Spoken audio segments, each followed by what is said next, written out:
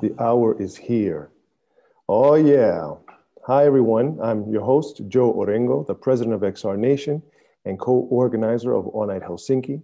Welcome to our winter meetup. I'm here live from Arcade 5, part of Maria 01, home of the Helsinki Games capital and the site of our very first AWE Nite Helsinki back in March. Except that I'm the only one here this time, but that's all right. Still gonna be a great show, I think. Thank you all for joining us on Zoom and live on Facebook, and for all of those that will be watching the recording later on. To begin, AWE Nite is a series of online meetups organized by AR.org, a nonprofit organization looking to advance augmented reality technology for humanity. AWE Nite Helsinki in particular is aimed at helping to bring the community together and showcase the excellent XR industry that we have here in Helsinki and in Finland. And now that we don't have any physical limitations, we are also like to give some shine to the extraordinary folks and companies doing great things in the rest of the Nordic and Baltic region. Today's AWE Nite Helsinki is focused on fashionable XR or fashion-able XR, or how XR tech has been and can be used for fashion and the fashion industry, and how it overlaps with other sectors like gaming. For example, Balenciaga's very recent debut of their fall 2021 collection in the video game entitled Afterworld, The Age of Tomorrow is a terrific example of that. So before we get into the agenda, I just would like to thank our sponsors, Adilin, Glue, Grib, and XR Nation. Okay, so I'm just gonna go through the speakers that we have and the topics they'll be covering. So first up will be XR Nation Presents Spatial News, hosted by Teemu Ollilainen, who is the Prime Minister and the co-founder of XR Nation. After that, we'll have a cozy fireside chat between Krista Jäntti and Timmy Ghiurau. I hope I said that right. I'm pretty sure I didn't. And Krista is the founder of EventuallyXR, and Timmy is the innovation leader at Volvo Cars. After the fireside chat, we'll have a presentation by Olesja Hännikäinen and on fashion on VR. And she is the service designer at Accenture's Liquid Studio. And she's also a fashion illustrator. And she's very knowledgeable on the topic of fashion. And she gave me a 1 hour primer. And now I feel like I know at least a little bit more about the industry. So thank you. And then after that, we have another presentation and / demo by Timmu Töke, who is the CEO of Wolf 3D. And he's gonna be talking about personal avatars and virtual fashion. And after Timmu's talk, we'll have a demo by AXiiO VR Studio. I'm not sure if I said that right, but Oleg Nikolaenko is gonna give us a demo of what they're doing in relation to fashion. They're an award-winning company, and he's the creative director and the co-founder as well. And last but not least, we'll have a demo by the Fabricant, Kerry Murphy, who is the founder. He'll be taking us through what they're doing in this very interesting field. All right, so I think that's all for right now. All right, Mr. Teemu, it's your show. All right, the first thing in the agenda was the spatial news, and like we are probably already a bit used to, is that we'll have the spatial news as pre-recorded messaging, because it's let's say much more easy to watch rather than watching me blabber about it. So I'll just hit play, and it will be later on available in YouTube as well. But let's watch some fashionable news. Welcome to Spatial News. As you can see, this time around we are in Christmas moods, as this is the last spatial news of the year. In this spatial news, we will be focusing on fashion and XR, just like the AWE Nite that this spatial news is part of will be focusing on. We'll start from a bit of history, in a sense that already 3 years ago, Marimekko had a designathon. You can see a few pictures of that designathons here, where it's a hackathon, but for designers. and how to combine XR technologies with fashion. So that was already 3 years ago, and they had nice results.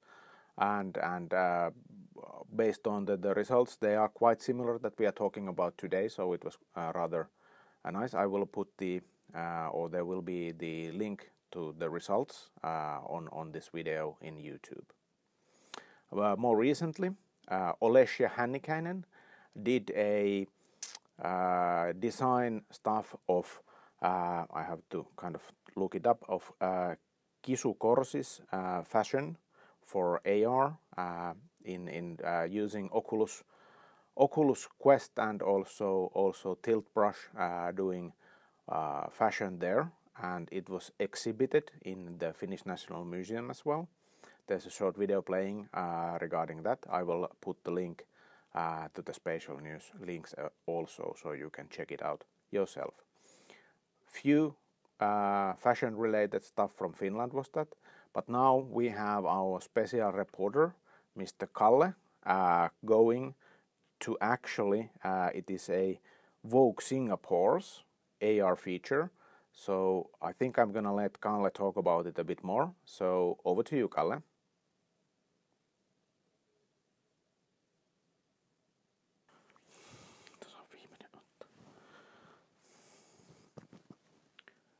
Alright, hello Teemu. Now you are inside the experience designed by Singapore's Vogue. So you scan the model in the magazine and it will magically appear on your own home.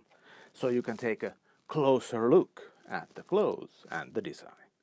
Web AR, nice, I think so. Future, yes. Back to you. Thank you, Kalle. I really enjoy that. Magically people appearing on your home as holograms. That's the future here, even though through mobile phones.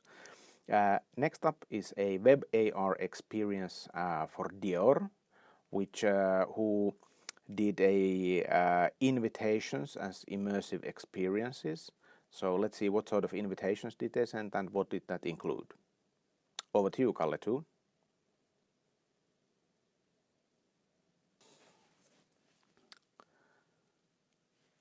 Hello Teemu, thank you.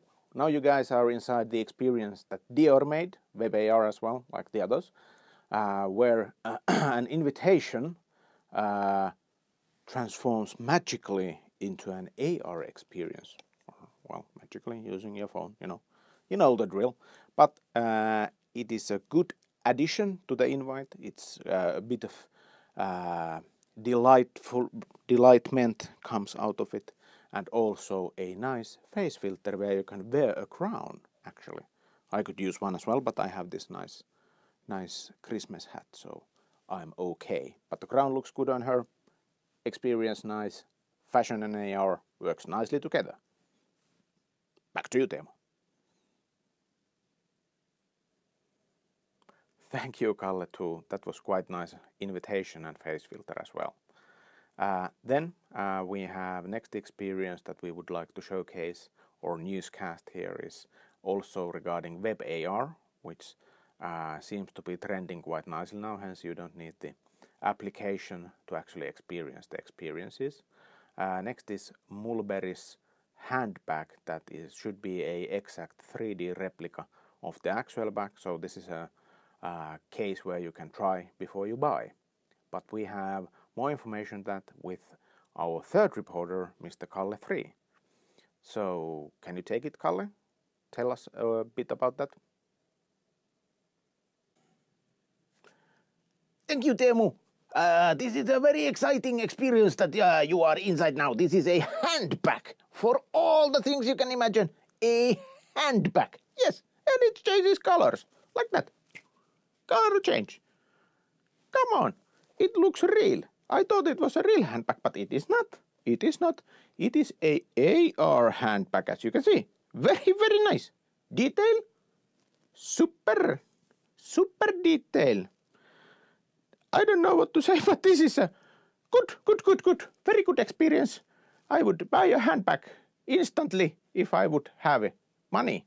So maybe, Teemu, you can pay me more. Thank you. Goodbye. Thank you, Kalle3, for that. I think WebAR is looking very good at the moment, and I think the try before you buy will be spread around in fashion, but also other products and services that you can buy. For example, furniture, IKEA has that, and so forth. So that's definitely the future. Now we have left the short topics or the quick news. How do you want to say them? We have few. We are now moving maybe from the fashion industry towards something that has been done here in Finland, or news from Finland. Good news from Finland. And first up is Mikivi. They got 400k financing to do a second version of their Gravedigger game, which cave digger, not grave. They are not digging graves. They are digging caves. So cave digger. Sorry about that, Mikivi guys. And they got 400k for doing that, and I think they're doing an amazing job in the VR world for the entire industry. So good news on that, and thumbs up, Mikivi guys. Then a few cases in Finland that have been done that were interesting is the Day at the Fire Station case, where there was a mobile VR experience, or mixed with AR and VR experience because of the coronavirus. It had to be cancelled. That people couldn't visit the fire stations, so they were able to go there digitally. It was a digital fire station, if I remember correctly. I'll put the link in the news video, but that was interesting. You can see some footage from the fire station right there. Then we had a case where a traditional Christmas window was transformed into a AR game for the shopping mall in Jyväskylä, Finland, where the Kauppakeskus Sokkari, shopping center Sokkari, has their traditional Christmas window, and there is an AR game related to that where you need to save the Christmas, so to say. So if you are in that area, you still have time to go and play that as well. Then our final short topic is also regarding Christmas AR-ish experiences. The city of Porvoo has sent a AR elf to wish Merry Christmas to people from Porvoo, which they want to profile themselves as a city that is warm and welcoming with the AR gnome. But that was all the news. This was our final cast of the year, so we would like your feedback if that's possible, because we want to improve this.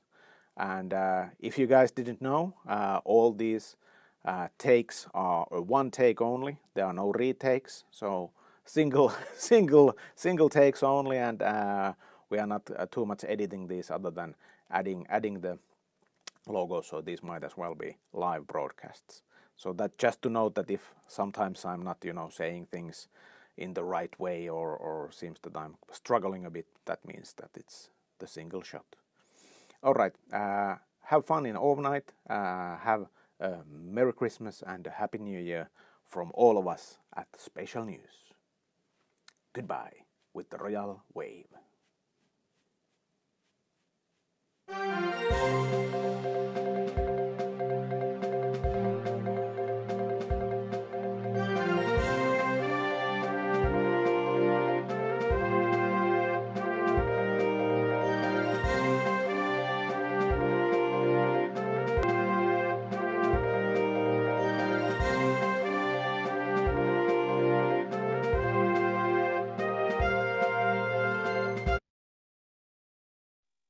All right, so that was the spatial news part for this for this overnight. So sorry if I kind of, for Olesja, I tried to interpret what you were doing. Maybe you can then correct what I said wrong on the newscast. So so I think I'll shut up for now. So let's go on to the next speaker.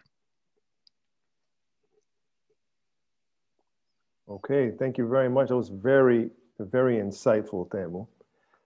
Next up, we have our fireside chat with Krista and Timmy. Please, folks, take it away. Thank you. Welcome also from my side. I'm Krista Jäntti from EventuallyXR, and I would very much encourage you to send your comments and questions to the chat, and we will take a look at those afterwards, after the talk. Not during the talk, but after the talk. So my guest is Timmy Ghiurau, and I'm very, very excited to introduce him. He is inventor of eye tracking technology. He's a VR specialist, Unity developer. He's a rock star. Currently, he's leading XR simulation at the Volvo Cars, but he's also known as an investor in tech and fashion startups. So welcome, Timmy. Thank you. Hello. Hello. So let's get to it. Our topic for today is fashion in XR. And I remember the last time we talked about a week ago, you were very interested in the intersection where fashion and art meet. And I think our listeners will love to hear more about that. Yeah, I've been passionate about fashion and technology for a long time. I mean, I was working in the creative industry before when I was still a student. So I worked with music and fashion. I worked with some Danish brands, more in the avant-garde space as doing creative directing for different concepts. But then in the same time, I started to fall in love with technology, and I found a sweet spot between being a creative and a tech nerd. And I always wanted to combine those in a way. And after that, I started to work with a few startups that led me to land at Unity, and after that joining Volvo. And that gave me an opportunity to be both creative and focusing on technology. I always felt that I wanted to go back in fashion, but for my surprise, I found out that fashion industry was even more traditional than automotive. And then I started to feel really happy during 2020. Of course, Corona hit us all and we all had to suffer from it. But in the same time, it created so many opportunities. Like I remember talking with my friends from Meet in VR when we had a lot of conferences like Augmented World Expo that were canceled or moved online. And I was a bit skeptical on being online or even doing it fully in VR. But then people asked me, like, weren't you the guy preaching some years ago that we will all be in VR and having these meetings and avatars? Then I realized I have to practice on what I preach. And same with fashion. We find out that we need to reinvent the retail area and the way we consume fashion and art, because there is a huge potential for fashion technology, for fashion and VR, AR technology on storytelling and experiencing fashion shows that were usually restricted to a few people and then just for a bigger audience on the TV screen. But now there's a huge potential to actually being more immersed in these shows.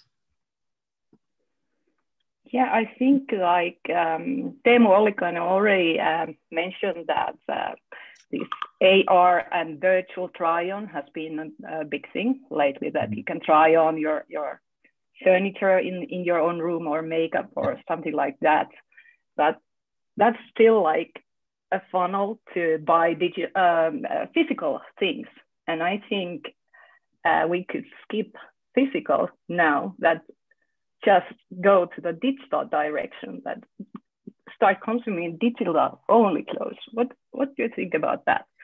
Yeah, I think there's a huge potential or unexplored space there. I saw some of the cosmetics companies like L'Oreal or Maybelline, they're doing like filters for Zoom meetings or for, Snapchat filters. And I think there's a huge space there also in having or consuming fashion or style digitally, like on filters or like AR experiences. And we've been talking before about AR glasses. I mean, we all know that phones are not getting any bigger or thinner, and the reason they add more cameras or LiDAR sensors to it, I mean, we are moving into 3D, and I think that's the next big competition there on who maps the whole world. Is it Apple, Google, Facebook, you know, and creating digital services? It can be art, sound, music. And we saw during Corona some games like Fortnite that became a medium for artists and companies to, you know, perform or to present their collection or products inside there. And gamers been used forever into buying skins and merchandise and things like that for when they play games. And I know during this conference, there's like also Timmu from Wolf 3D. And we talked with Meeting VR before, like in terms of meetings, like I don't want to wear the same shirt and glasses like every other avatar when we have meetings. And I see Xenia on the call here. We had one meeting once and she was changing glasses and hats every 2 minutes in the digital meeting. And that's the beauty of it. It's so nice. You can change your clothes that you can do in real life, right? During the meeting. And it can be more expressive based on the context that you're in. Beauty and also terror of the meeting. Exactly. You can ruin the whole meeting that changing your glasses and mustache and hats, whatever. But yes, it's also that those clothes, you kind of, they are part of your identity. So you want to wear, even your avatar, you want to wear something like it feels you, not like there's 3 different hoodies and you can decide between black and white and red. Yeah.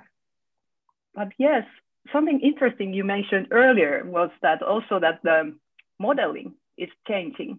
You talked about skins and the skin industry in the gaming is staggering $50 billion industry. And you talked about that we should more talk about skins rather than digital clothes, that you can also match the face of the model with the style of the clothes. Yeah, and I saw a lot of initiatives there, and we saw like a digital influencer like Michaela, or I know companies like Goodbye Kansas are working on projects where they make like digital influencers for various brands. And I think that area will grow a lot and actually have more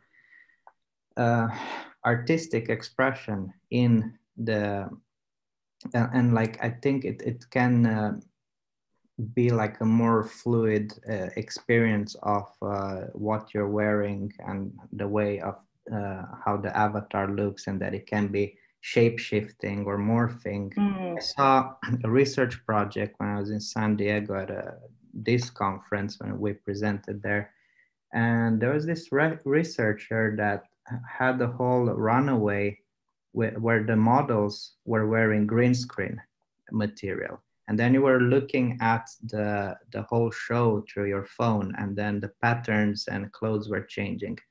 And that's like a really, really interesting point to it. But in the same way, why can't you have one model, but then the whole collection changes on the model, like morphing and shape-shifting? Because now there is a lot of progress in these tools like Cloud 3D or Marvelous, where you can create like really fancy animations, and you can focus more on storytelling. Yes. Yeah. I see a you question can, you can have interactive clothes and particle effects and all those very cool stuff. The VFX, the particles can help a lot in the expression and highlighting like the design DNA of different designers, also highlighting different features of the model.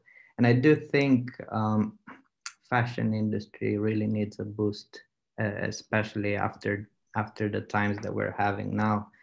And I had a debate with a friend in the weekend about this boost that fashion industry needs. And I see some challenges that we have as well in automotive. Like I've been trying for years to convince designers, and you've been with Vario as well, you know, like moving from expensive clay models in the design process to completely digital. It works to some extent, but then again, that's the thing that designers love, like having the hands-on, the feeling, carving with the knife through the clay model and giving shape, like that, you know, physicality of the process. And I think that value in fashion, where a lot of designers or people like pattern designers, they need to learn a new skill, like learning a tool like Glow and so on. So there'll be a learning curve and threshold. But I think the tech world that are mastering these tools from animations, gaming, can maybe do crossover collaborations or jumping ships to fashion. Yeah. Definitely. When we talked about how conservative car industry is, that the fashion industry, the designers still mostly use pen and paper even. So the transition to 3D tools like Marvel's Design or Glow 3D, those will be very much requested in the future. So I hope somebody is Olesja is also already in there, but so many people have to make the transition, and also the mind shifting that this is how the world changes. Of course, there's a forerunners like Balenciaga took their whole winter collection to the VR or 3D environment. I will send a link later to the chat, but it's very, very interesting experience. Yeah, I experienced it because in a way our company was involved, like our sister company Polestar, they showcased some design models in the city. So I think it worked both for expressing fashion collection, but also showcasing car models and concepts in the same futuristic world. And it was a nice crossover there where like the city vibe was really expressed by Balenciaga design DNA, and also I saw like astronaut clothes and like an armor, but you could see that there were some Balenciaga like oversized elements and so on. And then we had like a few Polestar cars here and there that were sharing some of the same expressivities. I think it's a nice collaboration there, and it's a first step. I saw other companies. I see Ori mentioned like the Vogue and HoloMe collaboration. And what I've been discovering this person, Julia Krantz from Stockholm, that created this magic fashion blog, and she keeps track of everything that happens within VFX fashion and writes or interviews people. And it's good to start creating these communities as we did with VR in I don't know, 7 years ago, or maybe even before that. And then also with 3D modeling. So I think community fostering in this way, it's really important. So we are sharing knowledge like we are doing now, and like, you know, networking a lot. Because as I said, fashion designers will need all the help and courage from people that already worked in gaming industry, for instance. And there is a huge space for entertainment and fashion crossovers there. And probably new business models, like, you know, selling skins or different subscription model for experience or having, you know, that digital layer on you as a human. I see it.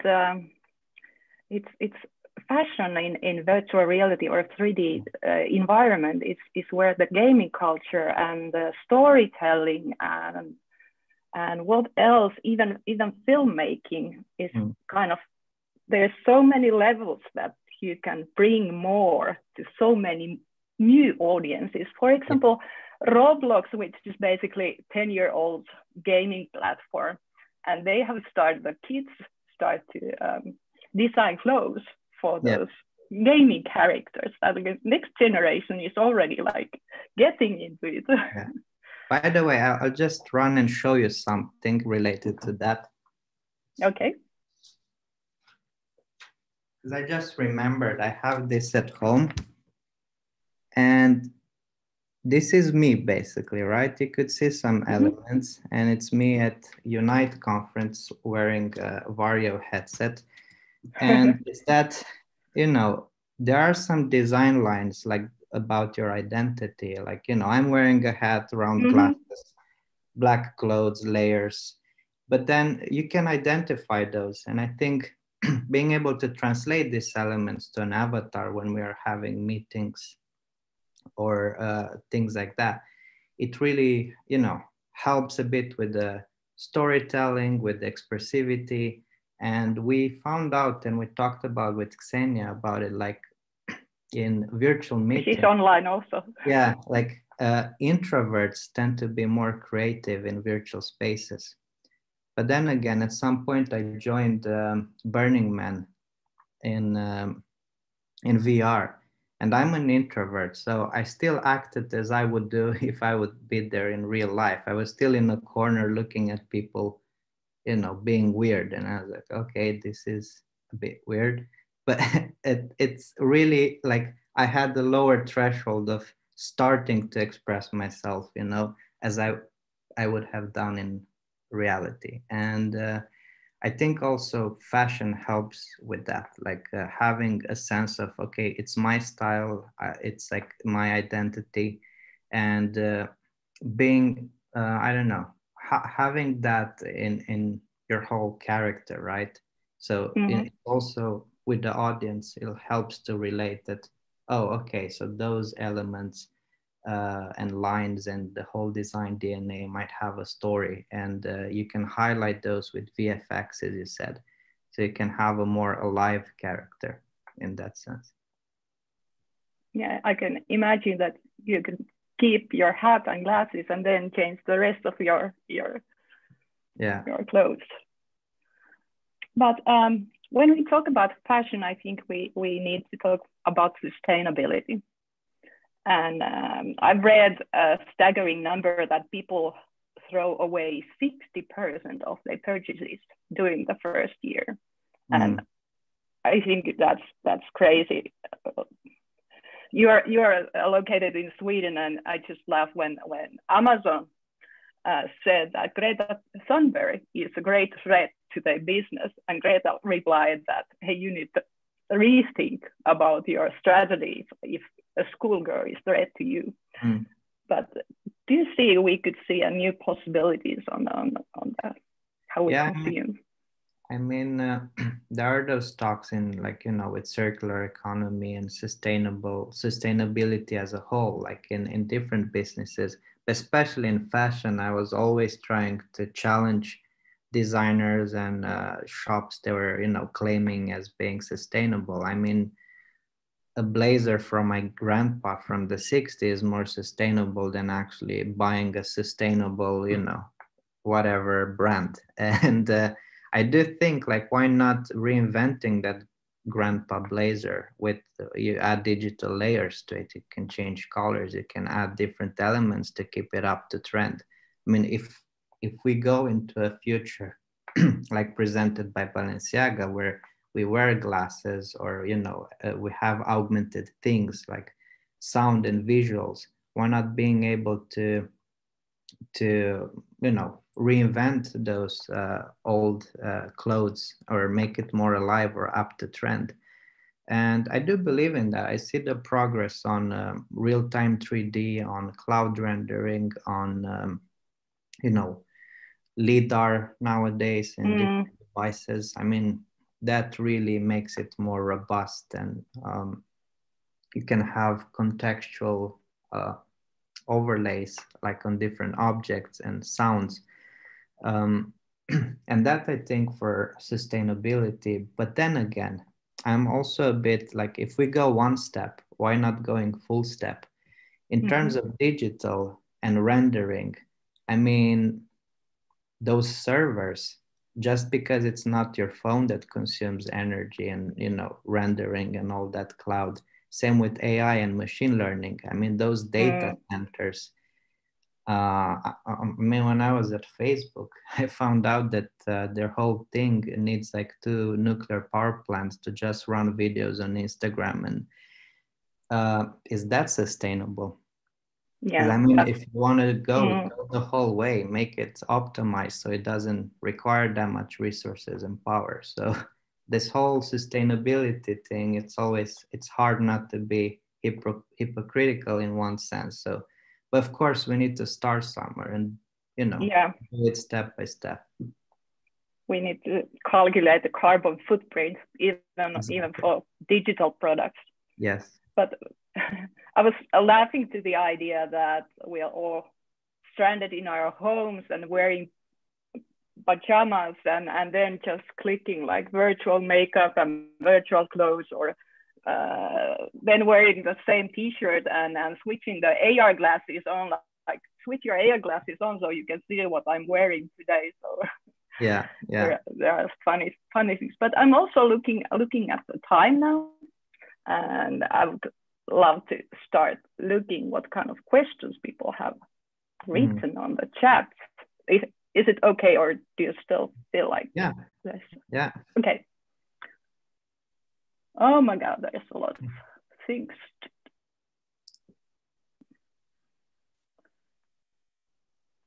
And we have an amazing group with us as well. So if there is something that somebody else wants to pick, they're free to say. Yeah, there is a question that, have you tried Balenciaga's new game? Yeah, I've tried it, and I'm still looking the next step that you could add some interactions to the game. It was fancy already. Yeah. One comment I have there, of course, it's a first step, but honestly, in terms of user experience and visual experience, like seeing what some 12-year-old people are doing on App Store and so on in terms of, you know, immersion and 3D and user experience, I think there's still some steps to be done. As you said, having it more interactive, like being able to tap on a clothing part and then zoom in and explore different elements. But as a walk-in and the whole story with the city, I think that was really amazing, and how they incorporated different characters. And the volumetric capture, the videos, they're getting better and better. That's really impressive. And being able to run it on a phone, it's like, you know, super good. I mean, it's just a few years ahead and we will experience that through glasses, as you were mentioning, or lenses. Yeah, I was thinking about how cool it would have been that you walk in that dystopian Balenciaga world, and you can pick some of those amazing suits and just throw onto your avatar and look you at the mirror, like wearing those space suits. Yeah, and I think cool. future storytelling, as they were doing with the city, is a really powerful tool. We are exploring that as well with Alex McDowell, who was behind Minority Report and Fight Club and so on. I mean, he creates worlds from scratch, and just starting with the question, how does Tom Cruise going to work in the morning? And then he invents a whole traffic systems and cities and politics and, you know, all the systems around that idea. And I think for fashion as well, creating those mandalas where you can pick an element and just explore the abstraction layers, like from the product to the idea to the trends to the politics, economics. So I think it is a powerful tool, like really building the future that we want to live in, instead of, you know, just said Black Mirror episodes. So, you know, to be able to have those two in contracts, it's really important. I still remember from the Minority Report the interactive ad where the model was following Tom Cruise character with her look. It was amazing. And I don't remember how many years, it's 20 years ago, something like that. Yeah. Excellent work. Still reading.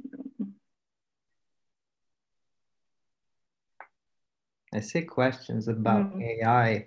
Like I think I spoke with Julia and some other friends. I'm working now with a really dear friend, fashion designer from Denmark, on a bit storytelling and doing a whole collection in VR, AR, but also was the use of having AI in the co-creation process, you know, optimizing and fitting and, you know, creating AI procedural generated patterns and motifs and details. I think that's a really, really interesting topic, like AI and design, that crossover, because we do have aesthetics parameters.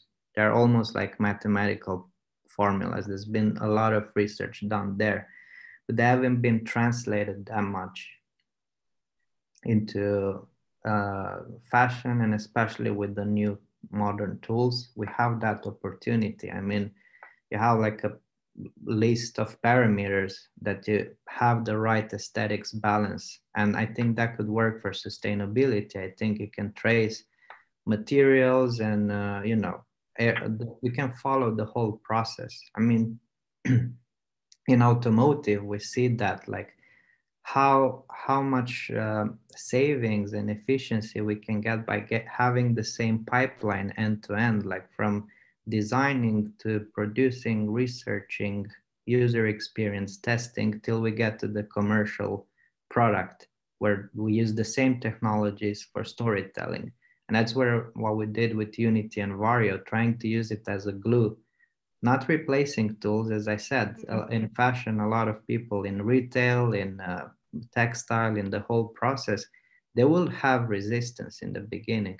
But if you start using these digital tools as glue, not substitute in the beginning, but hey, we can connect these things so you don't have this gap anymore. You can just bring it together and make the whole process more efficient, which in the end can help with sustainability and also the way we experience and all the fitting, as you say, online shopping, where we have to order and return. I think the return rates are yes, yeah, they are terrible as well, and a big problem of the retail, not just fashion but retail. Yeah. And one thing where I see intersection of AI and XR is also that you take your phone and scan your body measurements, or even type your body measurements, and then the AI is trying to match your body size with the clothes. I interviewed Generation Z people, and they were very comfortable at sending their body measurement, like whatever. Everyone knows already much about me, so I'm very comfortable sending my body measurements if I get the better matching clothes, because they also said that they don't want to return the items that didn't fit. It feels bad because they feel that they end up in the landfill, like most returned items do. So that's why they were very open for like this. I think also with LiDAR, there are new capabilities there for body scanning. I tried the latest measurement app from Apple. It's quite precise. And was it the latest iPhone? 12 with the LiDAR sensor, and with the latest iPad. It's instant. I mean, you just point to a person and you get their height and angles, and, you know, I think, of course, there are some areas where it's hard to get precise measurement, but I think it's a good start. I know we're still far, because I mean, there are some people that try this with different cameras and Matport and so on for scanning. Like the whole rig. Yeah. So I do think we'll get there. It's just, I think the problem is more on the whole process, not just solving one element here and there. I think if we get really down to the inception, we talked last time that, you know, for some designers, I mean, even sketching on an iPad is too much. You know, I mean, they still want to do sketches on paper, and that's, you know, it's the artistic beauty of it, you know, the pencil and the paper. It's as simple as that, where on digital, it might become too perfect. And then you focus on the imperfection in the process instead of, you know, just sketching and, you know. The tools guide the process, not you. Yeah. By the way, how Joel is looking me at the moment, I see that our time is starting to be up. So thank you for a very interesting discussion, Timmy. And there are some questions still left, but I think we can continue the chat after this. Perfect. So thank you. Thank you so much. Bye-bye. Thank you. Thank you both very much. That was fascinating. It was exactly what I was hoping for, and even more. Terrific. So now we have a presentation by Olesja. Please, the floor is yours. Okay, can you hear me? Okay, great. So yeah, few points about VR and fashion intersection. First of all, I'm super excited to be here. Thank you so much for inviting me. And I'm so happy to hear like-minded thoughts and interests with other people. I feel like, you know, a cat that saw a Christmas tree. Oh my God, so many topics. I wanted to talk about everything. Let's have a look at the, just a second. Just a second, let's go to the,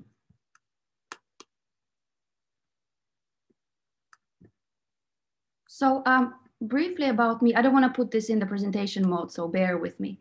So briefly about me, I'm a service designer at Accenture Liquid Studio. I work with very different technologies, emerging technologies, so not only virtual reality or extended reality, design different experiences or concepts for different products and solutions, but I have worked in several projects with VR.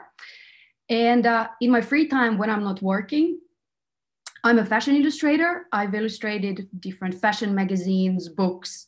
I've illustrated different workshops for different clients, including Microsoft. And I did a capsule collection for interior company Vallila here in Finland. I did a live fashion illustration for Louis Vuitton here in Helsinki.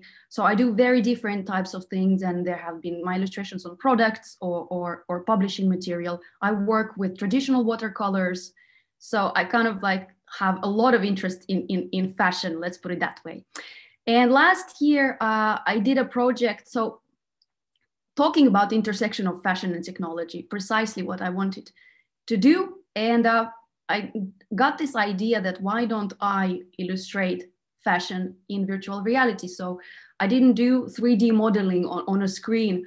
I got myself an Oculus Quest from work, and then I have a tilt brush license. So the painting process itself happens very physically in the air. You probably all tried that or know that. So if you can see my screen now here. So this is the video from the last year's project. We managed finally then to get this as a pop-up exhibition at the National Museum of Finland, which basically was collaboration with a fashion designer. She does couture fashion. Her name is Kisu Korsi, and she's been doing these kind of like evening gowns for a really long time. And what happened is that we decided to make a collaboration of fashion into reality. So the physical, the real one, you would be able to see all of this kind of beautiful evening gowns on display live. And then at the same time, there were a few stands with VR experience where I would have illustrated all of those items manually, drawing by hand, let's put it that way. And then the visitors would be then able to kind of like compare, let's put it that way. It's not really about comparison, but it's about looking at two dimensions. We also had the third dimension. We had the watercolors there. The exhibition broke the daily visit record at the National Museum. We were super excited about that. And we also got lots of invitations to other different events to come and talk about this project, or just as a demo, let's put it that way. And it was super fun to do, but maybe like the thing what I learned from doing this was really interesting to see the reaction of people towards this, because all of us here right now, we're all biased because we already like XR so much, right? So we know about the technology, what types of things people are doing. But then for ordinary people, okay, I don't know if that sounded correctly ordinary, but I mean like for the mass consumer who doesn't have a VR headset at home, I was really surprised, even at an event like Women in Technology in Finland last year, we would have this demo, and original reaction is something like, oh, but why do you have this, or why you're doing VR and fashion, and what's the use case, or is this useful? And it takes a while to get there. So when they see the VR experience, and then their imagination just starts blooming, yes, but you could have a lookbook with this, or would this possible be to directly buy something from here, or can I order, or can I see other options? And that was a really good way to display the technology. But in the beginning, there was lots of question marks, and I was surprised because, I mean, you would think of it about women, you know, being interested in fashion, and then women who are being in technology wouldn't have these types of questions, but they did. So then I kind of researched about, in general, about adoption rates of VR, and it kind of like a catch-22 situation. There's not that many applications available, because there are not that many users who have headsets at home, and there's not that many users, and that kind of affects how much applications are being done. So I think this is the kind of the circle that exists, and particularly in fashion industry. I want to show you another example of a application. This is done by Accenture US team. So this is freely available in online in YouTube. This is a project that was done 3 years ago, roughly. This is a longer video, but I'm going to show only part of it. And I'm sorry if the volume is a little bit loud in the beginning. Is that okay?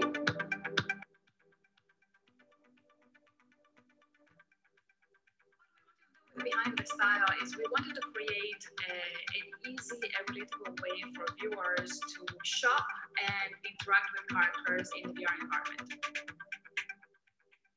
It's a VR experience where you actually get to go behind the scenes of a fashion shoot. You stand in the actual shoes of a stylist, directing your own photo shoot and seeing the actual outcome. We were getting ready to launch the extended reality team at Accenture, and in doing that, we wanted to make sure that we had an experience that could showcase a possible vision for the future of commerce. We were also getting ready to sponsor Innovate, which is an event set up by Story, the innovation arm of Walmart, all about envisioning what commerce in VR could look like. You not only get to witness behind the scenes of an actual photo shoot, but learn from these stylists, becoming your own stylist and making your own choices. So you can see a shop here. Brunette model, and that will lead you to helping her choose what dress she's going to wear for the photo shoot. Or if you pick the blonde model, you get to help her figure out what type of hairstyle she's going to have for the photo shoot. Okay, so if you're interested in this, you can Google it up or see it on YouTube. But I wanted to show this as a juxtaposition between the two types of experiences of fashion we have in VR. So the other one that I did was very much the kind of like art meets fashion meets technology. There was no particular use case except for perhaps showcasing the design and the collection, what the designer has done. Whereas here there was this really, as you heard in the interview, this really strong link trying to find this commercial use case on how to make money with this, or maybe how to link an online store. So this is a simulation where you're able to attend what happens, something perhaps maybe not everybody even has the access to behind closed doors. How often do you go to a fashion shoot or a styling session? You don't, but this is kind of like a simulation, and it has these kind of gaming elements. So I'm kind of like trying to keep track of different use cases of retail and fashion, what types of things there are. But I want to always start looking at what VR is really good at. So virtual reality is really good at, well, first, of course, visualization, because you can visualize things much better than, let's say, on the screen of your computer. Second thing is that what I call is VR is the closest thing to teleportation. So basically you can simulate any environment or travel anywhere. And that would be such a cool experience to have this simulation that, whoa, I attended a haute couture Dior fashion show, you know, something that actually nobody at the moment can attend because we're not allowed to travel. But also I would have never had an opportunity to get an invitation to an event like this. And I think there's so much potential in these type of events, either streamed live or then pre-created content in advance. And then finally, of course, the coolest thing about VR is this immersiveness experience. So basically you can show off the types of things that wouldn't even be possible in the real world. So we're talking about these really fairy tale-like experiences or things that we can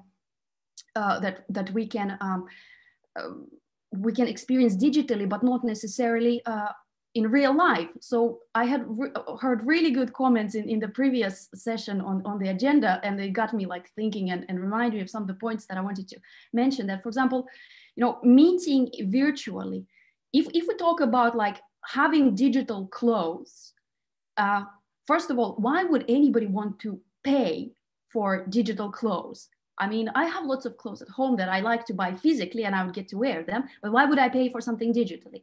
But then, for example, a few weeks ago, I participated in Women in Technology Awards ceremony, and we were choosing avatars for everybody of us attendees. And I ended up doing some kind of like a really boring office look for my avatar, and my expectation, because it wasn't possible to do anything else. But you know, my expectations after having done one VR couture fashion show are totally different. So if we have some kind of a social event digitally where you will be able to show off your clothes, maybe you would be interested to buy something. And that brings us to the discussion what has been raised here before about, for example, gaming industry. So I checked actually before this meeting, avatar skins in Fortnite, like in 2018, were purchased by 200 million users, and that's a $2.4 billion industry. So that's why high fashion brands want to go to places like this. And that's why, for example, Virgil Abloh from Louis Vuitton said, yeah, this would be interesting, you know, because you can sell something digitally. They want to think about this commercialized link. I personally, of course, am super excited, but with all of the like experiences and the art side of this happening, but we have to understand that businesses have to make money as well. So I think, for example, the potential with AR and different viral elements like filters hasn't been even like really well utilized for this moment, how it could have been done by fashion houses. So I think that's a big question mark. But then, you know, for example, maybe one, I don't have probably much time. Is somebody going to get mad at me about running out of time? You could have 1 more minute. 1 more minute. Yeah. But basically what I'm trying to say is that there has this kind of like a conflict between where the money is financially and how different immersive, really fancy experiences you can do. And I've read actually this week that Walmart has shut down their Insperience VR shopping experience because they said we looked into all of the things and VR shopping experience is just not viable. It's not feasible for us. They're not going to make money out of it. And we're talking about something like Walmart. So there has to be the wow factor, the immersive element of something really spectacular to actually go and do some kind of like a VR experience. So yeah, these are probably my biggest points that I wanted to say and things that I've learned.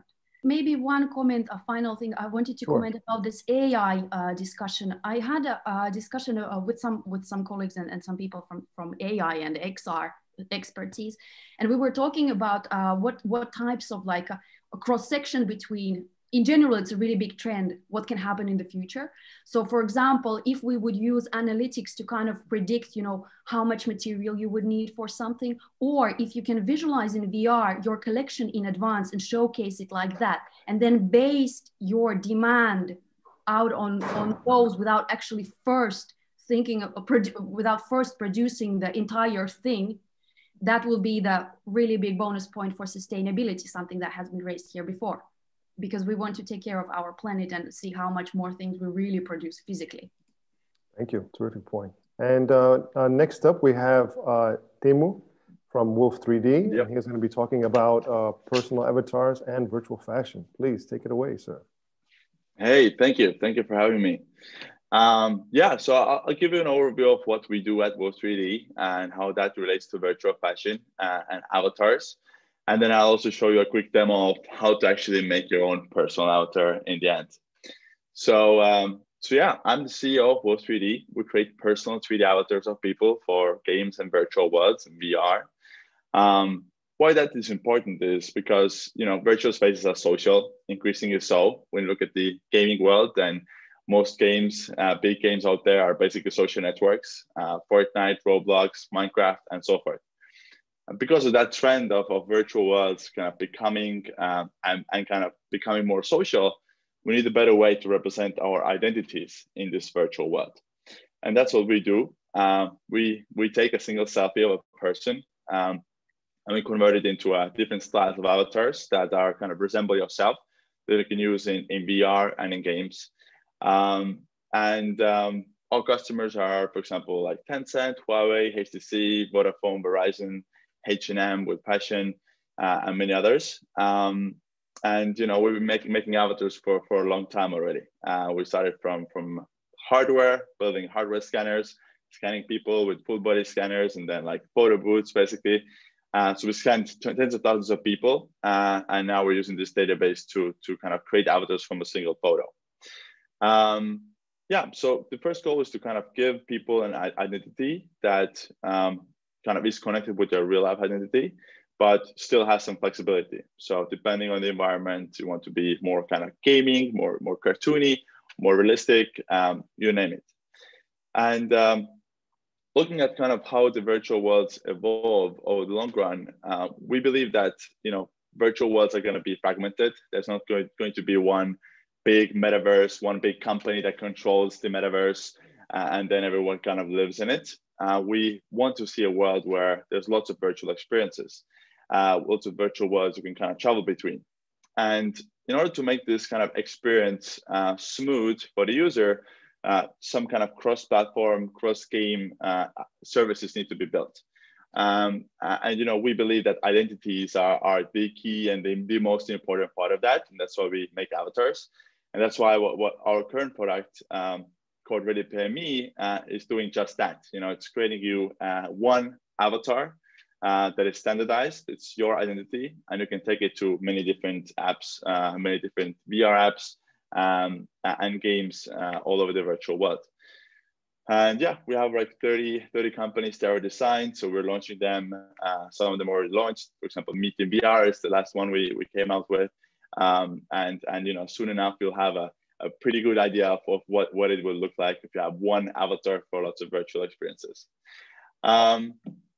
Now, how that kind of relates to fashion is, you know, of course, virtual fashion is kind of worn on virtual avatars. And, you know, fashion brands, they basically have an idea, they have an option either to go to like individual games and virtual worlds and make deals with them individually, or they kind of work with a platform like ours and get access to their virtual world, you know, many different apps, many different games at one go.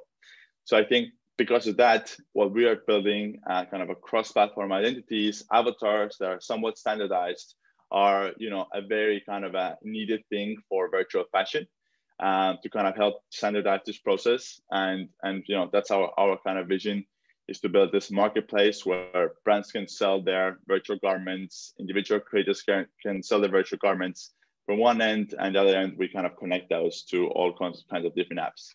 And of course, then users are the ones that purchase them and use them in all across the virtual world. So I think maybe to kind of wrap it up, avatars are a very important thing for fashion, and fashion is a very important thing for avatars in the virtual world. So I think, you know, the key is to find a way we can collaborate from brands, from companies, startups that work in the space. You know, as an avatar provider, we are kind of access to games, and as fashion, you know, that's who, you know, if you focus on that, you do it the best, and that's what users want to use. So I think it's kind of interesting times ahead to see how all those pieces kind of start combining.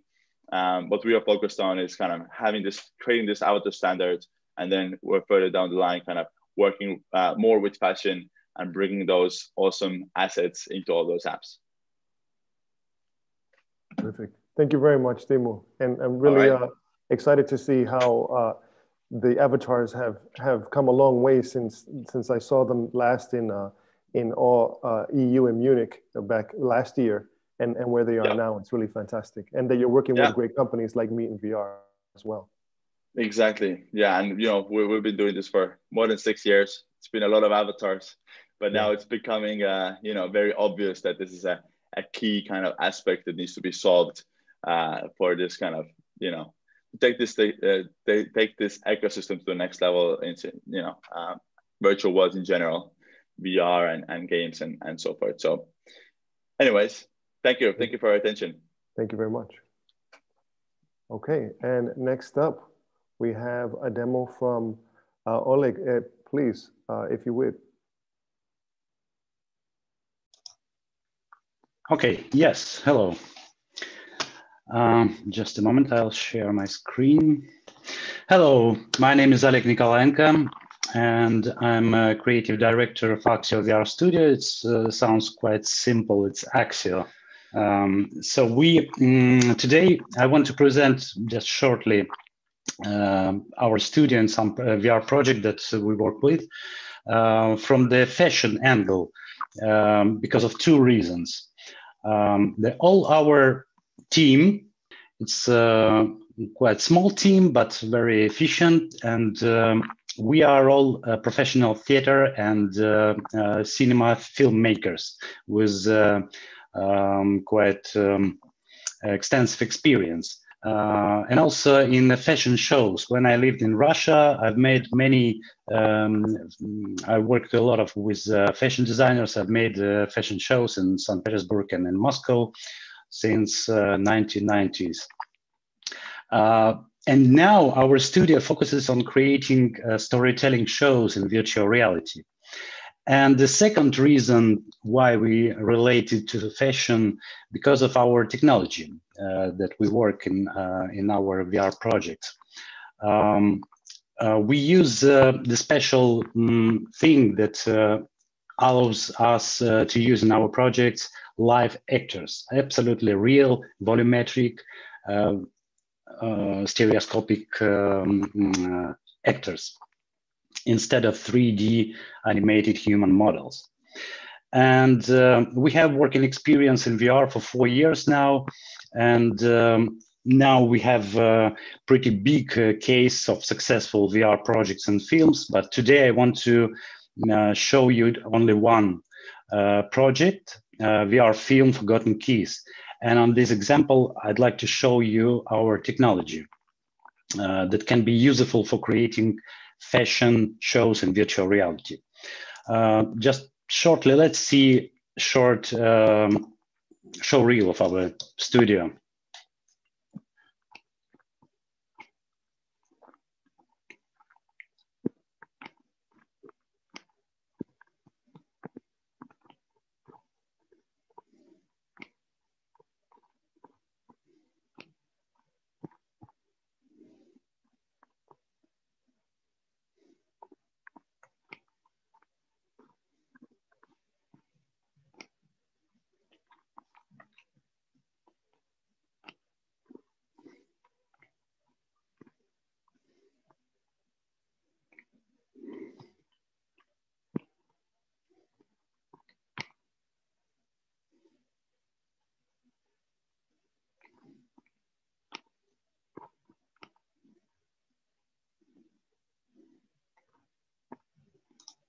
Thank you.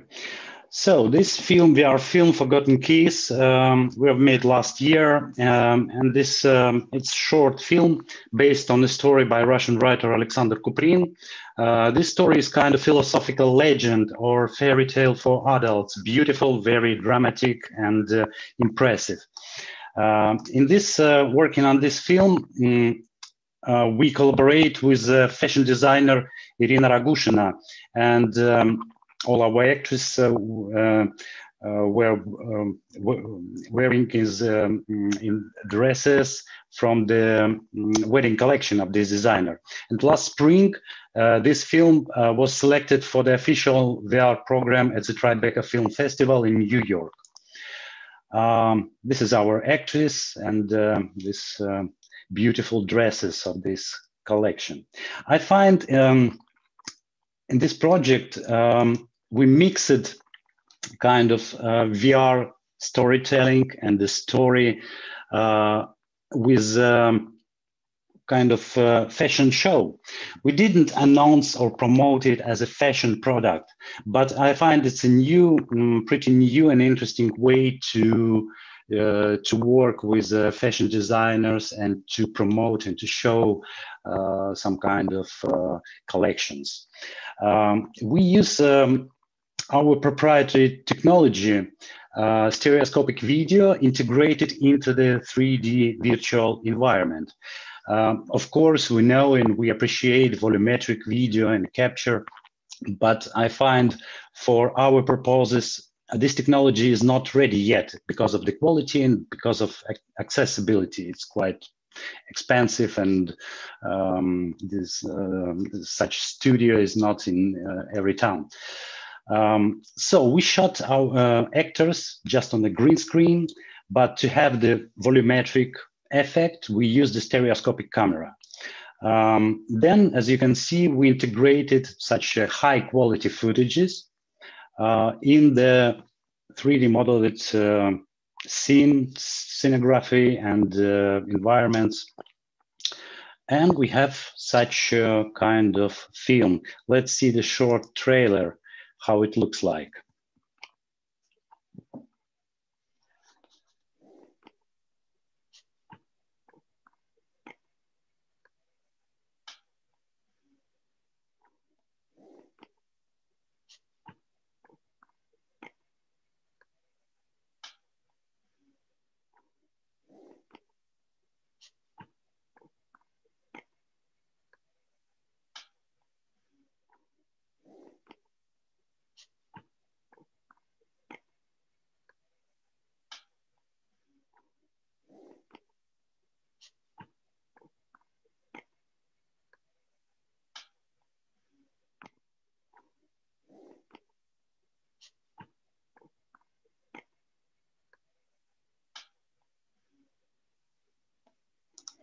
Okay, as you can see in our project, we use of course the 3D scenery and the models, but also we use the mixed technology that some scenes we film it in a real location, like outdoor, indoor, on the street, in the forest, and we can mix both the virtual spaces and the real locations as a 3D stereoscopic video in one project. Also, we use in our scenery, we use the photogrammetry. On this example, you can see that our technology makes possible to design the fashion shows with live actors in virtual reality. And we can do with in virtual reality any kind of environment, locations, effects, and anything. This is about technology. And what could be like the benefits for fashion industry from this kind of content?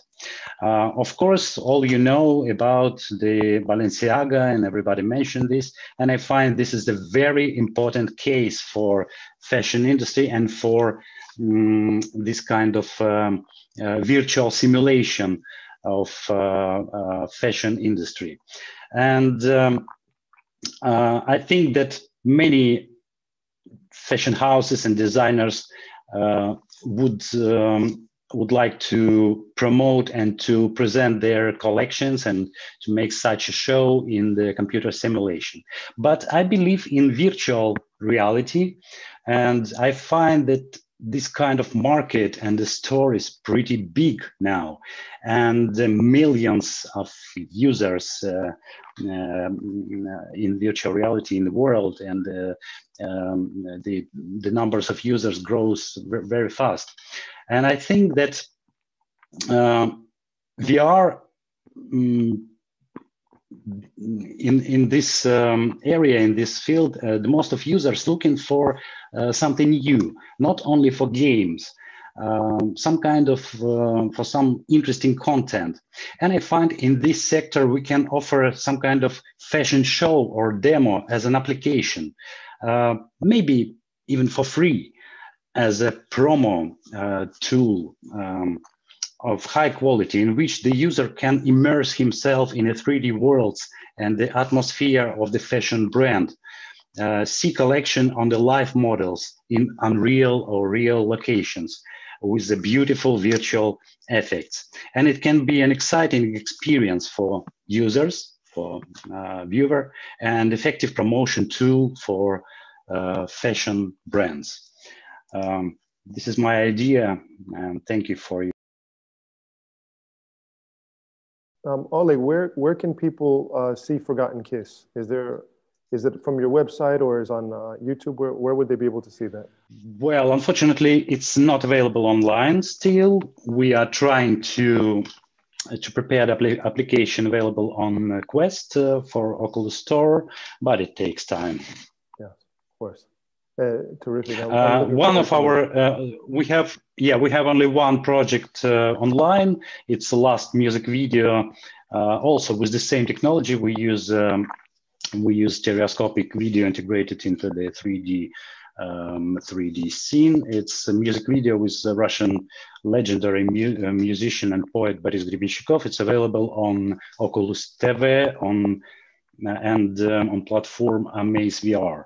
It's for free. You can just easy to find it and try this experience. Terrific. Thank you very much. Any questions for Oleg and his work at AXiiO? Okay, and last but not least, we have Kerry Murphy from the Fabricant. If you're going to share some video, Kerry, then there's a pop. You probably know, but just in case, there's the pop-up when you share the screen that will help run the video more smoothly. Cool, Joe. I'm not really sure where that function is, but I'm sure you can help me find it out. So I'm just going to share my presentation. Just a quick intro about myself. I'm Kerry Murphy. I am the founder of the Fabricant. We are Amsterdam-based. I'm actually from Finland myself, hence the name Kerry Murphy, very obvious. But I am Finnish. And I'm in Helsinki at the moment where I met Joe, and that's why I'm taking part. So I'm just going to share my screen. And I just want to make a quick point about what Timmu said, that, you know, for the virtual fashion industry to exist, everybody actually needs a virtual body. So it's super, super important that those digital twins come alive so everybody can start wearing digital clothing. And this is my avatar that I quickly made with Timmu's avatar builder. And it was super quick, so very impressive. So, wait. I'm gonna make my screen full size. So we are the Fabricant, a digital fashion house. I have about 35 slides, so sorry, Charlie. This is gonna go very quickly, and I'll try to cover everything that we're doing. So I'll just intro ourselves and talk about some work.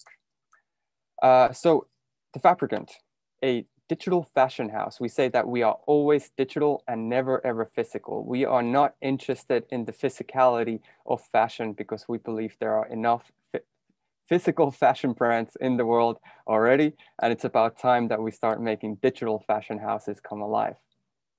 We say that we waste nothing but data and exploit nothing but our imagination, meaning that we are the most sustainable version for the fashion industry. Not saying that digital fashion is completely carbon free. There is that, but you can download our sustainability report from our website, which basically states that digital fashion is about 3% of the footprint of the fashion industry. We converge two different industries. My background is in film and visual effects, and my co-founder, Amber, is a digital-only fashion designer. So we are creating the world between visual effects and fashion. These are the type of visualizations that we create. This was a campaign from 2018 that we did for a luxury retailer in Hong Kong, where they used it in the physical pop-up store, where they used digital as a selling point, where you could not touch or could not try on the clothing at all. And they sold out. We sold a digital only dress for $9,500 in New York last year in May. And this started a big wave of PR around digital only clothing. We are not the only players who have done this. Carlings, a Norwegian retailer, had a big campaign as well that really started the snowball effect of bringing digital only fashion into the radar of the mainstream consumer. Some of the brands that we work with this year has been extremely good for us because there were no physical samples, thanks to Corona, meaning that we had to grow very fast to really help and educate the fashion industry to digitize. So some of the projects that we've been doing, that's something that I'm going to go into. And as a technology company, we're actually 75% women, which I find is quite unique because all the visual effects and advertising companies that I've ever worked with has been the opposite. It's usually between 15 to 20% women. And I'm extremely proud of this. And the fact that these women are super passionate and putting a lot of work into what we're doing. And the way that they solve problems is unique. And I think that really makes our company unique from the perspective that we take to provide the vision of the digital only fashion industry. So I'll talk about some content that we've worked together with Virtual Applause and Off-White. This was for their virtual showroom. It has not been released. Hopefully we will be able to release it publicly later on, but I'll quickly show to you guys what kind of stuff we've been doing with them. A lot of it is content. So Joe, where's that function that you were telling to make it? Yeah, it's supposed to pop up when you okay, I don't see it. Run, but this is actually not too bad. So okay, cool. So we create content for their virtual showroom for their buyers. It started out with animations as you came into the virtual showroom, and then later on we went more into informative way of showcasing. I always talk the difference between to inspire and to inform, and these are the type of visualizations that I feel like are way more to inform the buyer of what they're buying, and these type of visualizations are more to inspire people to go further down the funnel to actually do their purchase.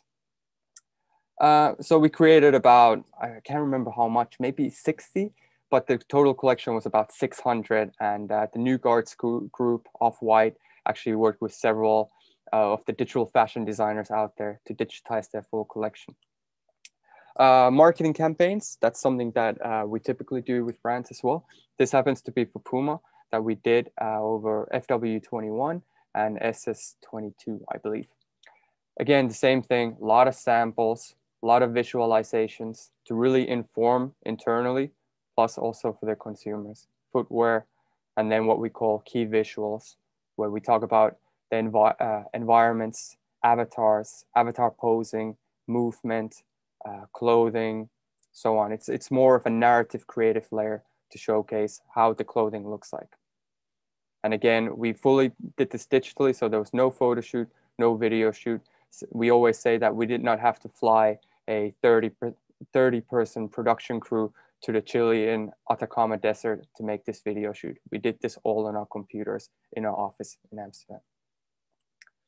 So, and this is the final video that we create. It's 30 seconds, and it's basically a digital fashion campaign video. Not too much of a narrative, just show how the clothing moves, show how the clothing looks, and just put it into a situation. So I'll skip that just to save some time. So we're actually moving towards being a product startup, going away from the service agency, providing content for fashion brands to actually building our own digital-only fashion experience. Some call it a virtual try-on, but I think virtual try-on, again, is super informative and boring. Let's say I'll call it the emotional virtual try-on, which is like the retail experience that's supposed to be music. It's supposed to be experiential. You're supposed to feel good after you leave the store. And this really started out when we started giving free clothing. So if you go to our website, there's a shop and you can actually download our clothing for free. However, if you do not have 3D software knowledge, you can't use it. But the people who do have 3D software knowledge started making content around our digital clothing. And we asked them why they did that. And they said, because we wanted to have the ability to wear digital clothing. So in November 2019, we made an MVP, non-scalable, only 20 people that we ran through it to inform myself on the next few steps. And then the next step was to actually make a public beta in April 2020, which is to actually allow people to wear their digital clothing. Hence, they needed to create a digital avatar to be able to get their clothing on. Unfortunately, the beta did not have hair. However, 12,000 people went through the experience, and 35% of them said that they would want to share and did share on their Instagram channels of what they were doing. So yeah, that's about it. Any questions?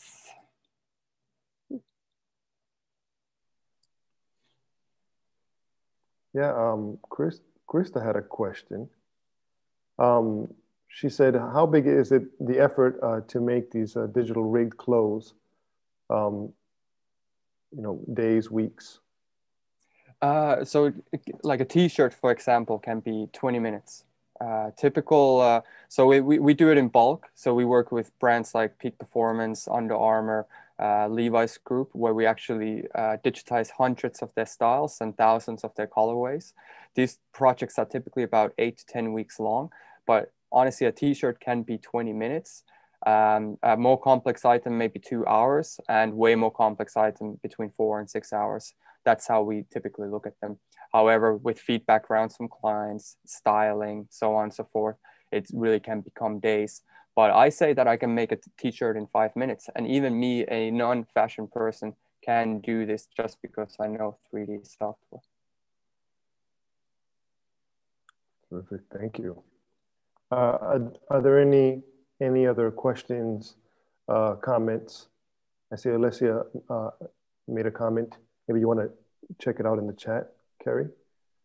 Yeah, it was just a comment about the necessity of having a digital body, but I think one of the really important things that all of the fashion designers are going to be paying attention to is that how the fabrics behave. Something like neoprene is totally different, and the way it lays down on somebody's body shape is very different from how the silk would flow.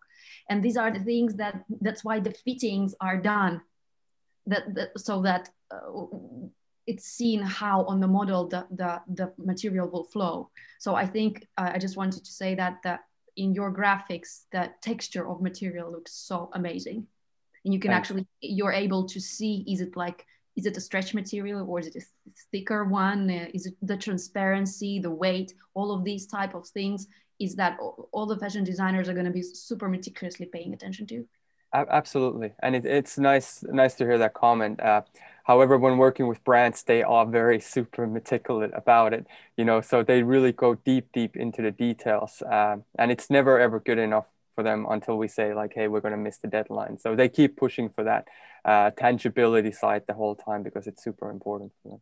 Exactly. It's the same kind of thing what we were talking here. There was a comment earlier before that, you know, not even all of the designers want to switch even to like 2D digital art, that you wouldn't want to sketch anything on your tablet because they like to take a piece of paper and what it feels like in the hand.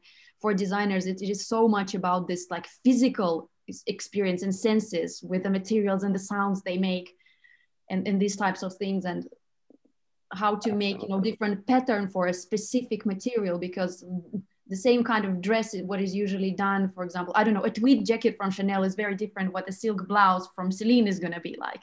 And they are super like serious about things like that. So I just want, yeah, again, super good, like finalized polished look on all of the digital images of the materials. Cool, thank you so much. And just to add to that, the actual value of 3D is to create scenarios that can't exist physically. So we don't use 3D just to replicate the real world. We use 3D to actually, you know, be more creative and create materials that can't exist in the real world, to create patterns that can't exist in the real world, and create those experiences that can't exist in the real world. That's the true value of what we're trying to establish, which is also difficult. But I understand for traditional fashion brand, especially the luxury brands, there's so much about that tangibility side to really feel it, to smell it. You know, it's the number one pushback we get, like, oh, how do I touch it? How do I feel it? How do I wear it? Well, it's a different experience. And I think this brings us, like this in general, this kind of a discussion would bring back to the topics about, you know, how the fashion industry in general started that, you know, okay, we were doing practical clothes, but then the peak of the fashion design, this kind of like, you know, couture fashion, or somebody to look up to, the house of Dior, you know, it's a fairy tale, it's a dream world. I watched a documentary about how, you know, how hard it was for fashion houses to, for example, exist during war times, because how can you do some kind of like the luxury item that you don't necessarily functionally need, and then there's, you know, serious things going on, but you would be creating some kind of a beautiful corset dress, you know, for somebody who maybe will wear it once to some kind of a really fancy event, right? But then with all of this digital world, which can bring this fairy tale alive from the like everyday, like Krista said, pajamas, you know, that you go into the kitchen and you have, or you have pret-a-porter fashion that really needs to only sell, you know. So I really liked how you said like inspire versus inform. I think these are two like parallel things. Do you want to focus on the pret-a-porter, that only that's kind of like, you need to sell these types of items, versus you would look at couture fashion that is meant to inspire people or show aesthetic of a designer, or, you know, bring these beautiful fairy tales experiences. Absolutely. I mean, yeah, fashion is emotion, fashion is storytelling, and that's what we're trying to bring into the virtual world, instead of just make it a boring asset, you know, that is just informative and not fashion. You know, how do you establish that the virtual fashion world, where it has that same emotional resonance as it has in the real world, or different, but still emotional? We have time for one more question, and it's from Senya. Can you share how the fashion business models will evolve with the rise of virtual garments? I love that. That's the biggest creative challenge for me, because I have a creative background, but I'm doing only business side. Now, the challenge from a creative perspective, how do we, and I think this was also mentioned, how do you sell digital only clothing? How do you create value for something that's intangible, but it already exists, right? You know, like people have been buying gaming characters for the longest time already. When I was in university in 2005, somebody bought a World of Warcraft avatar with a skin for $9,000 in 2005. We sold a digital only garment for $9,500 last year. And the fashion industry is like talking about it as if it's never happened before. It's been happening for almost 2 decades already. So now, like, that's why we started giving away our clothing for free on the website, so people can start downloading them, so they start seeing value in them, so they start having a use case for themselves, and so we also can inform ourselves. And then when our community started giving this content back, we realized what the value was. So right now, like, honestly, like my Slack is going crazy, because these guys, they're actually, you know, about to drop an Adidas only, digital only parka jacket, luxury shoe wear that we're about to drop as well. We have another drop with a gaming company, with another drop with a haute couture designer, and they're all digital only clothing. You know, so these type of things will really start allowing and give people use cases and see that, okay, brands and designers are jumping into the digital only space. Now we need to give that utility side. You know, like, how do you really make it something that's useful for everybody? Well, gaming is still the best example. You know, you make your own avatar and you put it, you know, you dress your virtual identity. That's great. But how do we take it out of the gaming side and actually make something that is every day of our lives? Social media is one right now. Olesja, you have a question? No, I was pointing to Joe that I want to comment, and after yours. I'm so excited what the things you're saying. I didn't want to interrupt. No, I mean, I was kind of getting there, but it's just like, okay. It's happening, and I'll name all the same examples as I always do. Fortnite and Nike, so selling Nike sneakers on Fortnite. League of Legends and Louis Vuitton, Moschino and Sims, Gucci and Roblox. You know, it's constantly happening. It's happening more and more, and I think, Olesja, you also mentioned what Virtual Applause was saying, like, he really sees values for fashion in gaming. But again, it's in the gaming. I call gaming actually an interactive experience. How do we create that virtual interactive experience for clothing as well? You know, that it is fashion and not a game, but an experience that really people can be like, this is my virtual identity. It resonates with me, and I want to dress myself in this way because this is my narrative, this is my story, and this is how I want to show myself to the world. But earlier, when I was explaining the thing that I did, I got the inspiration, you know, after I read that Valentino did the amazing retrospective exhibition in Dallas. Okay, I couldn't travel there. And then there was this amazing V&A Museum, Alexander McQueen exhibition and Dior, and they broke all of the records.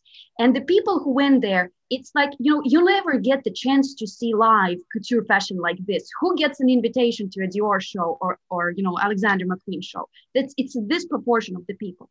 If I would be able to travel virtually and see this, that would be amazing. Can I own a haute couture, Dior or Alexander McQueen, whatever dress, which I can never be able to either afford in real life or, you know, never have the chance to buy, because those are the items that cost like $15,000, you know, and there are people, selected amount of people in the world who are flown to get to see them live, try on, and maybe say, I don't like this in red, could I have this in blue color?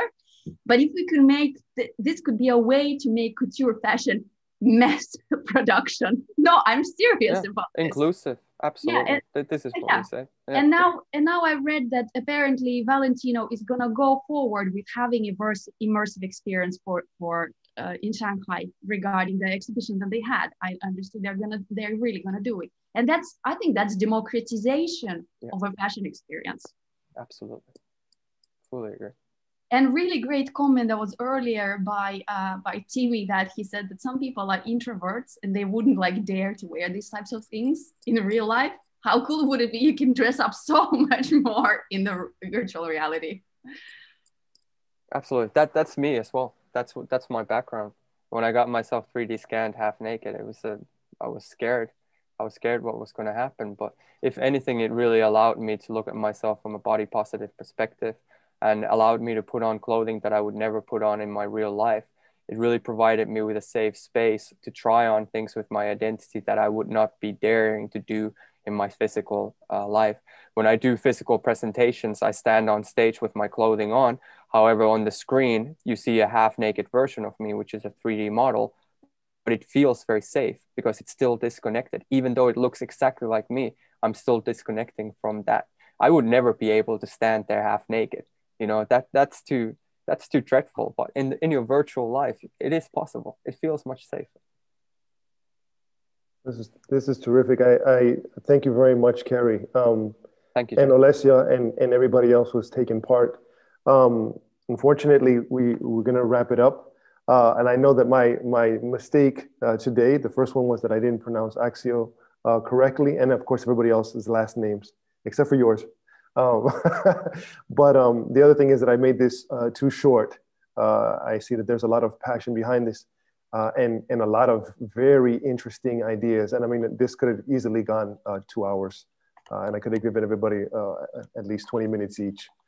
But yeah, I just want to say a couple of, first I want to share I'm not going to even try to share my screen. It's going to be a mess. So I'm just going to go through it and just say thank you to all the sponsors. Arilyn, Glue, Grib, my people from XR Nation. Thank you for supporting these past 3 all nights. Thanks to all the participants. This was fantastic. And you know, we have 30 participants, people that are already, you know, exhausted from watching Zoom and still here all the way through. So we're fantastic. Thank you for joining us. Thank you for expanding our perspectives on the ways to utilize XR and 3D technology for fashion and more.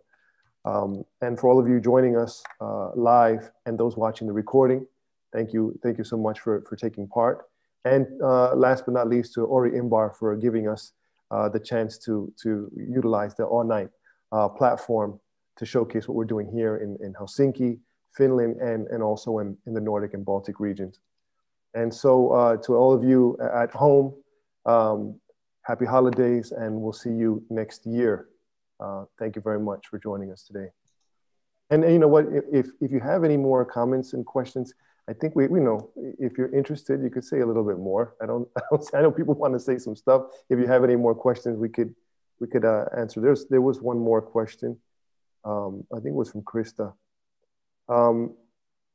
What was the question you had, Krista, about the teaching the one?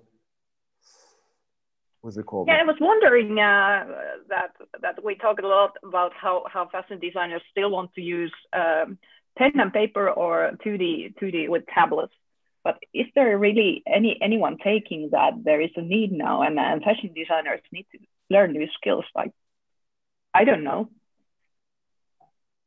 if any fashion schools taking the initiative of teaching the next level designers. Yeah, can I just add to that? There's actually a digital fashion school coming up. It's one of the ones from Amsterdam Fashion Institute, Parsons Design School, and somebody else. And they're going to start a digital only education to actually teach designers how to make digital fashion. Because I think what's missing right now, it's the tool is being taught, but it's not being taught to how do you design beautiful clothing? How do you design fashion? That's the craftsmanship of fashion. Because students are basically taken into Clo3D or Browseware and say like, now you press this button, now you press this button. But what does it actually mean to create beautiful fashion within this software? That's kind of what's missing right now. And education is definitely going that direction because we get like almost on a daily basis just requests from schools to give webinars because they really want to go in that direction. I think the biggest hurdle for them is really the skill sort of the teachers. They don't know it yet. They don't understand it, but they recognize it. So they really do their best. So they also need to be educated. So it's definitely accelerating, but it's very early days. But honestly, super exciting. You know, so much has happened in 2 years. So can't even imagine where it is 5 or even 10 years from now. There was thank also, you. Happy to hear. Yeah, thank you, Kerry. There was also one more question. From Rosita from Lithuania. She wanted to know if Instagram is the main platform for the product showcase, what other alternative do you see for the showcase? I'm not sure. Big fan of TikTok. TikTok is definitely an upcoming one. Yeah, she actually, yeah, okay, you did answer that question. Okay, I see. Okay, and there's just one more thing that I wanted to share. There's gonna be another AR and toys. I think I don't know if it's a meetup, but it's there. I posted it on the chat. It's at 1 p.m. Pacific Standard Time. I think a lot of people over here will probably be asleep, but still, it's going to be in alt space. And there's the link for those of you that will be interested in taking part in that. Okay, I think that's it for me. And thanks again for everybody for joining us and those that stuck around for the last bit of questions, comments. This was terrific. Really proud that this was the last one for this year, and it gives me great hope for the next year and for all the things that are going on in this area. Thanks again, everybody. Have a great night or morning, whatever. Take care. Hey, where's the news item available? Is it somewhere available online? The one that was in the beginning? Oh yeah, that should be in YouTube. Do we have a link for that, Teemu? Yeah, we'll share it in YouTube. There was one mistake. I told them that you were doing AR, but it was VR, so I will fix that in the video. Oh, it's a small thing. I will then post it. But kudos, the video was so cool. We have 3 other ones too from the 3 previous all nights as well. So you can take a look at those on our XR Nation's YouTube channel. We'll do so. Thanks for this session. Goodbye, everybody. Take care. Thank you. Bye.